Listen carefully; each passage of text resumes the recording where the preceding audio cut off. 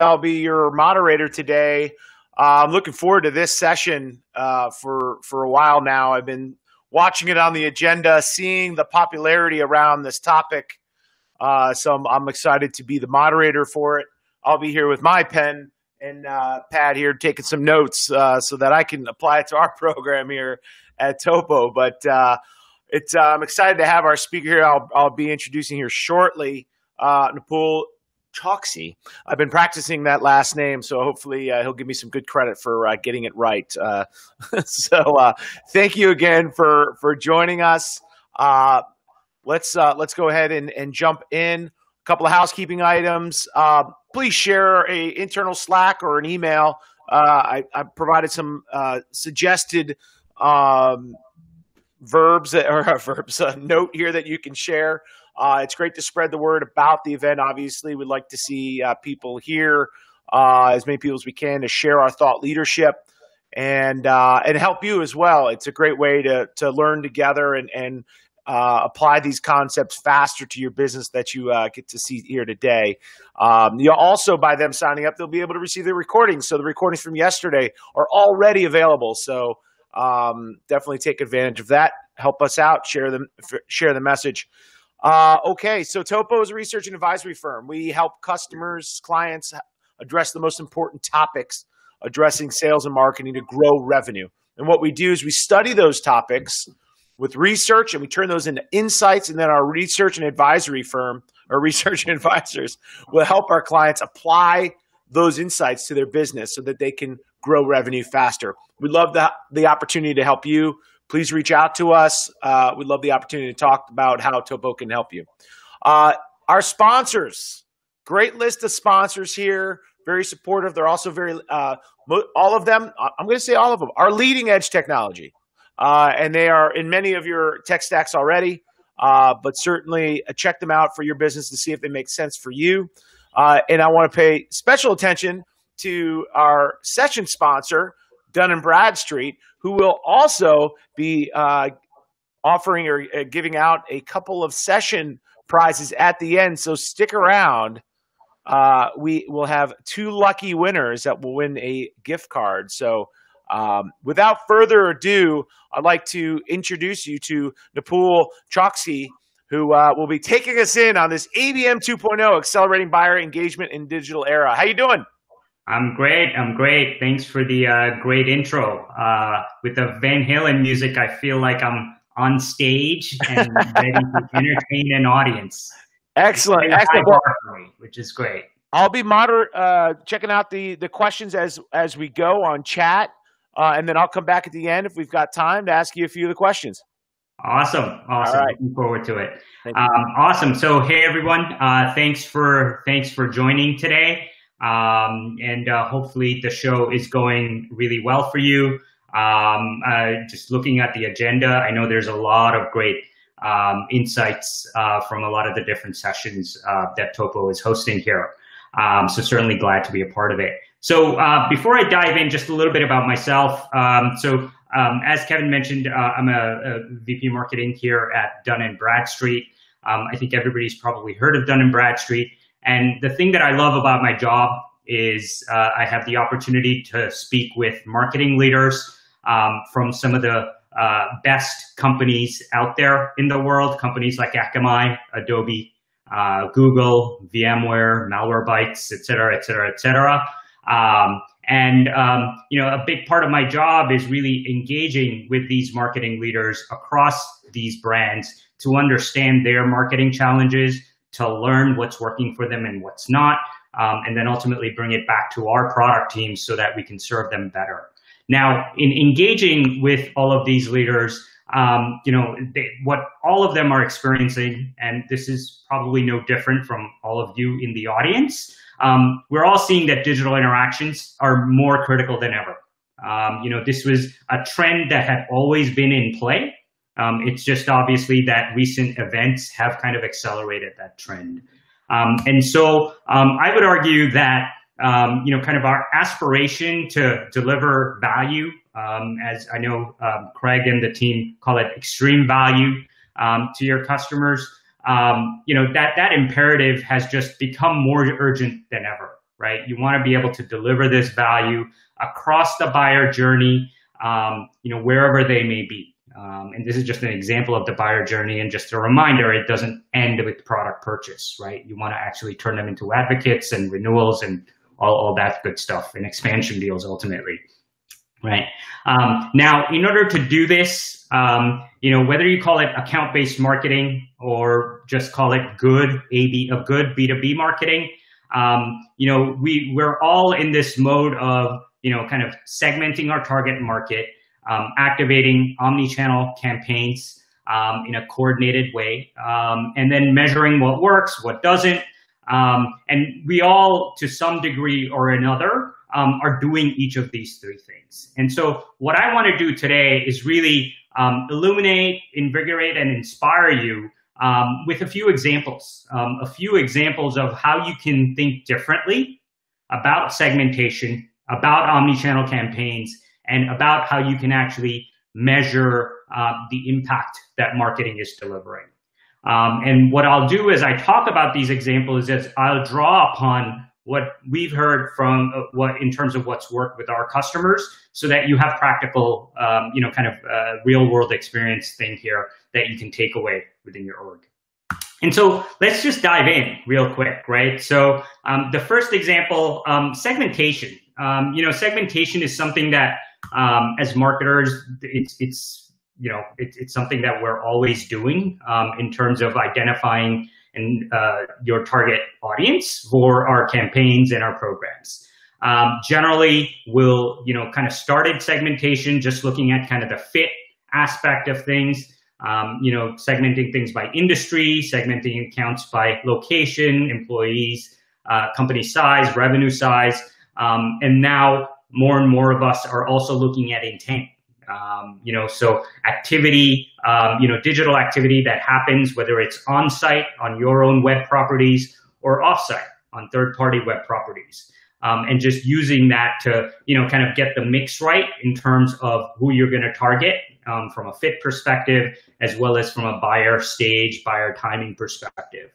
I would say one of the things that we've learned in working with a lot of our customers is they'll also look at risk. And this is something that the sales team generally has always been doing, but a lot more from a marketing standpoint, you want to do this as well, right? So when the COVID crisis happened earlier, if you were a sales rep and you had travel companies in your pipeline, that wasn't going to fly, right? And so as a sales rep, you just knew that you were going to focus on those travel companies, and you were going to focus because there was just a financial risk associated with those companies. They weren't necessarily in any sort of buying mode. And so what a lot of companies have done is really taken that insight and applied it to marketing, right? So looking at the risk factor to be able to say, okay, if it's someone that's at risk, they're probably earlier stage in the buying cycle. And so you want to engage them with earlier stage buying content rather than later stage buying content. At the same time, you may also want to differentiate how your digital spend is allocated. So bid more on companies with lower financial risk, and bid less on companies that have a lot more instability, because you know that they're less likely to convert. So that's just an example of how you're actually able to do this segmentation and go beyond just the fit and intent variables that we typically look at. Another example, and this is actually inspired by a customer of ours, where what they did was they basically looked, they look at the buyer journey in two axes. The x-axis, what they do is they kind of separate things out in 4 stages. There's kind of a not in market stage where, the bulk of their target market is, where they haven't necessarily expressed any sort of signals that indicate that they might be good to engage with in any sort of concentrated way. Then there's another stage, which is what they call in market, which is these are companies that are expressing third-party intent, but not necessarily engaging them on their brand. Further down the line, they look at the third stage is called anonymously engaged. And so these are the folks who are actually coming to their website, but they're browsing anonymously. And then the final stage is they're looking at it in terms of known engaged. So these are the folks who filled out a form and provided contact info. They've opted in to communications, and they're able to look at, which accounts are actually engaged that way. Now, the y-axis is really looking at fit.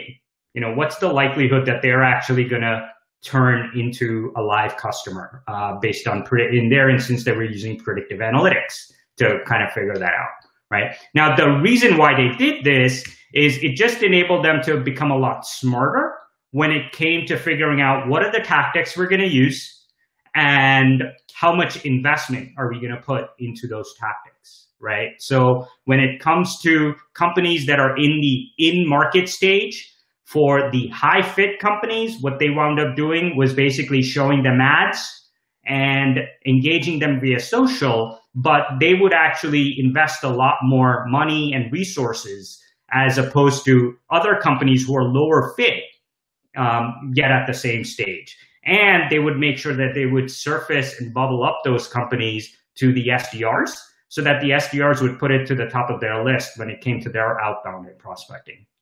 So the idea here is based, you want to be able to identify where buyers are in the buyer stage and then engage them appropriately, obviously from a content standpoint, but this goes beyond that in terms of, informing the types of tactics that you use, as well as the level of investment you're going to use, to kind of drive that engagement. So that's segmentation. Let's talk a little bit about driving that engagement through the digital channels. And so I've got a couple of examples here. This is actually from a company that does, that provides IT solutions, cybersecurity, malware protection, and so on and so forth. And so here's an example of how they're engaging with buyers in a more relevant way. Based on their buyer stage, right? So on the top side here, instead of showing everybody kind of a generic ad about their company, and I'm kind of, we anonymized their name just to protect the innocent, as it were. But the idea here is if you're a high-fit company where you've expressed intent in topics like data privacy or malware, they made sure that the ad copy matched the interest that that prospect was actually expressing. Similarly, if it was a prospect that's high fit, yet they were expressing interest in Internet of Technology and beacon technology, right? They again kind of talked about a different use case, right? And so ultimately, they were able to see an increase in conversions by about 55%, increasing 55% increase in conversions as a result of just kind of making sure that they were able to match the actual copy with the interest that the that the prospect was expressing. And obviously, they did this not just at the top of funnel, where it's this is specifically targeting companies where they hadn't necessarily engaged on their website, they hadn't come to their website anonymously, or provided any sort of engagement on their campaigns, but what they were doing was just expressing interest on third-party websites. Okay. Similarly, what they also did was they said, okay, we're not going to, treat each one the same, just in terms of how much money we spend on them. So when it came to investing in their ad programs for the high fit, they bid almost, they allocated almost 2x, a little more than 2x in terms of their budget on the high fit targets versus the low fit targets. The idea here is they wanted to make sure that they were putting their money where it had the highest likelihood of success. So another good idea here that I just wanted to kind of walk through. Now, once your prospects actually engage with you via digital, you want to make sure that sales reps are reaching out as well. Sales is obviously a very key channel as part of any sort of ABM or omni-channel marketing program in B2B. But how do you make sure that sales reps are actually prioritizing where they're targeting their efforts? And so there's a couple of ways here that I want to talk about. Obviously, you can use things like predictive analytics to kind of say, okay, depending on the likelihood that they're actually going to convert, you prioritize based on that. So as an SDR or a field rep, right? You want to go after the A accounts first, then the B accounts, then the C accounts. Now, imagine if you could, on top of that, provide additional context around the estimate. In this particular example, this is for a kind of a machine shop. They develop parts for machine shops in the market.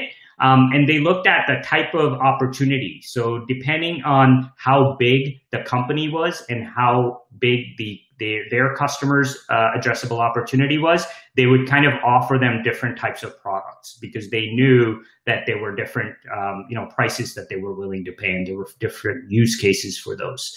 And so that was just, again, additional context that helped sales reps to really hone in on who they should focus on and how they should actually engage with them. Now, with this prospect, what this prospect would also do is provide all of this data about those customers right within Salesforce. Obviously, when it comes to preparing for a sales call, sales reps have to go to a lot of different places to be able to gather information like, are they an existing customer? If this information is available, like what kind of interest are they expressing, on their own website? Have they engaged with any campaigns that we might have run? Did they attend the last webinar that we did? Did they, are they searching for things on the third-party websites? What kind of technologies do they have installed? What kind of growth is the company experiencing? The idea here is, and they found this to be a key driver when it came to sales rep adoption of the recommendations that marketing was putting forward around their account-based marketing program, was really to gather all this information and put it into one place and make it available to reps so that it's really easy as they're getting ready to engage with prospects. And in their instance, they're a Salesforce shop. Sales reps, record everything in opportunities, contacts, accounts, all that data in Salesforce. And so they made sure that this information was available on the account object and the contact object right within Salesforce so that it was really easy for reps to consume. The fourth example here is really around buying committees. Now, in an ABM world, obviously, we're not in enterprise B2B selling. We're not necessarily selling to just one person who will pull out their credit card and buy something without necessarily engaging with the IT department or other stakeholders in the organization.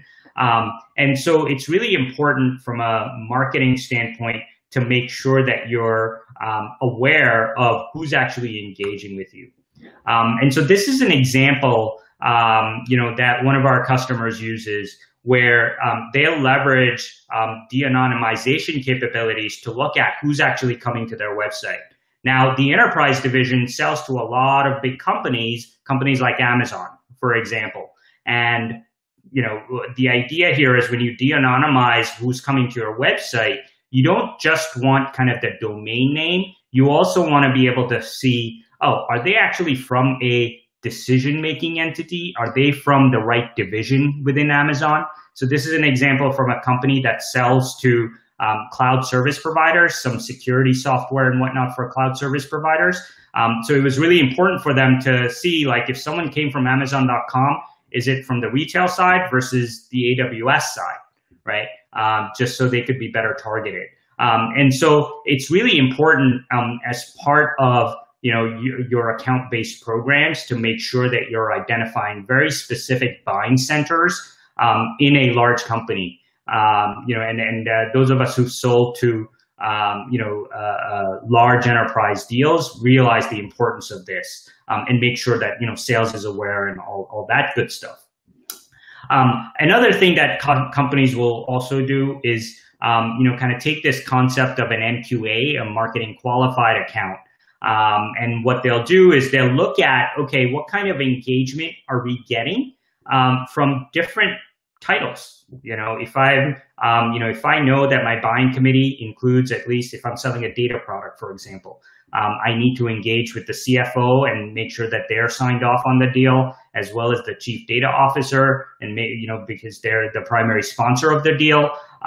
You want to look at the different types of personas that are engaging with your campaigns. And to be able to say, okay, if there's a certain engagement level that goes above a certain score, let's identify that there's a buying committee. And what this customer did was really, kind of use this scores at the individual contact level, and then they aggregated them to be able to say, okay, we've got enough engagement at the account level because we've got all the different parts and the different stakeholders in a typical deal that have engaged with our content for sales to actually focus on it and prioritize it higher as part of their efforts.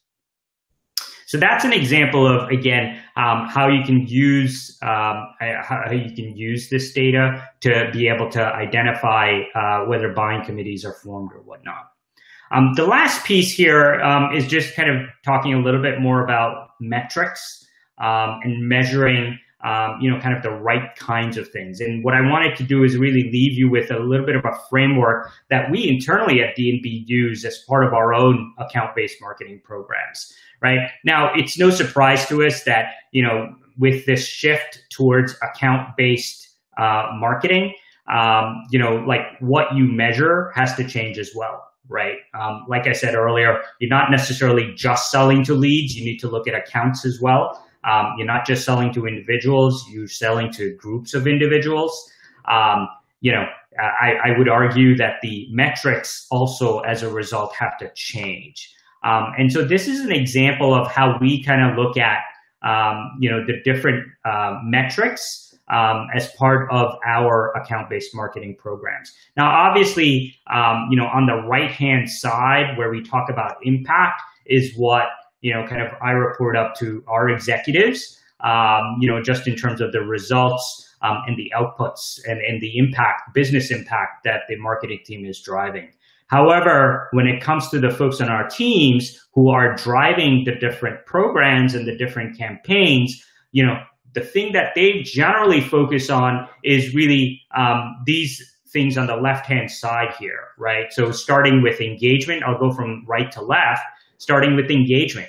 Right. So looking at not just web traffic, but web traffic from target accounts, looking at email clicks, not just email clicks, but email clicks from target accounts, looking at percent of target accounts where you've got multiple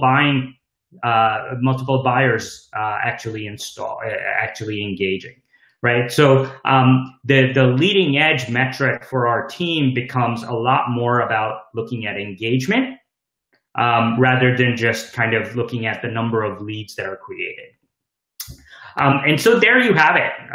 Those are just really quick, 5 quick ideas. Hopefully they inspired some ideas for you guys. And so I'm happy to take questions. I think we have time now as well as later this afternoon at 1 o'clock. Absolutely, yeah. We'll have an opportunity to do an Ask Me Anything session where you'll be able to go much deeper in some of these areas, and certainly topics that might be outside of this. So, because it's called Ask Me Anything, so right. You got to be ready for all sorts of questions. That's what makes it fun. But we do have a few minutes left, so let's get some questions in, and then we'll announce the lucky winners. That will begin with the letter D and the letter B for our sponsor, Dun & Bradstreet. All right, so. How do you determine the best method and process to score your accounts and contacts? Yeah. Where is the best place to start? Yeah, no. So that's a great question, right? So there's a couple of ways, right? So obviously, if you've got already, like your marketing automation system, for example, you want to look at your scores in 2 dimensions. One is fit. So, from a profile standpoint at the account level, how closely do they resemble your existing customer? And just kind of, if you look at things from a crawl, walk, run standpoint, the crawl way of doing that is just work really closely with sales to identify what that ICP looks like. Now, you want to obviously, I work for a company that sells predictive analytics solutions. So obviously I'm going to say, yeah, predictive analytics is the next stage there, right? But if you really want to get started, just work closely with sales to identify what your ICP is, and then assess which accounts kind of match that ICP. And the ones that match really closely get the higher score, and the ones that don't, right? And so you can obviously use predictive analytics and account scoring platforms that are out there to help you to assess that. The other part of the score is actually engagement. Now, if you've got Marketo or Eloqua or Pardot, you're probably already doing some measure of lead scoring.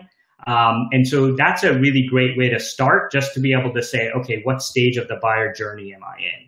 Now, as you get further and further down the line, you can start adding ABM platforms to be able to get more sophisticated with regards to really assessing where people fall in terms of the buying stage. So hopefully that answers the question.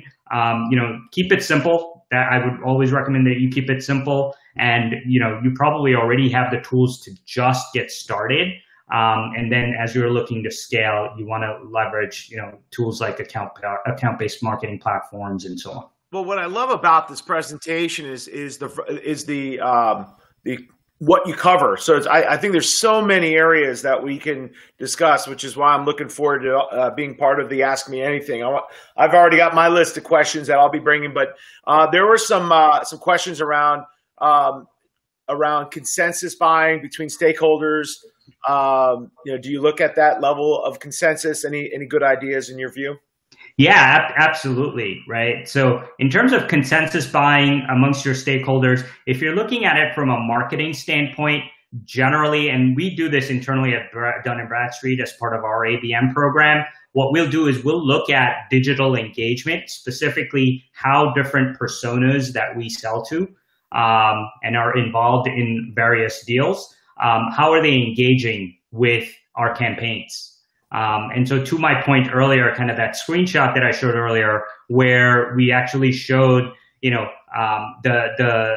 have like an engagement score, and we break out that engagement score by persona. So I'm able to look at, for a particular campaign, how many CMO or marketing personas are actually engaging with a particular webinar that we did. How many data-oriented people are actually engaged with another webinar that we did. And so by slicing and dicing it that way, I'm able to really form a more holistic view of the type of engagement that I'm getting across the different stakeholders when it comes to engaging with our target accounts. I definitely have some account-based envy after seeing this program. Thanks for sharing, and certainly, a lot of good tips is a good comment that someone shared. Really good session. Great content, and certainly more conversation.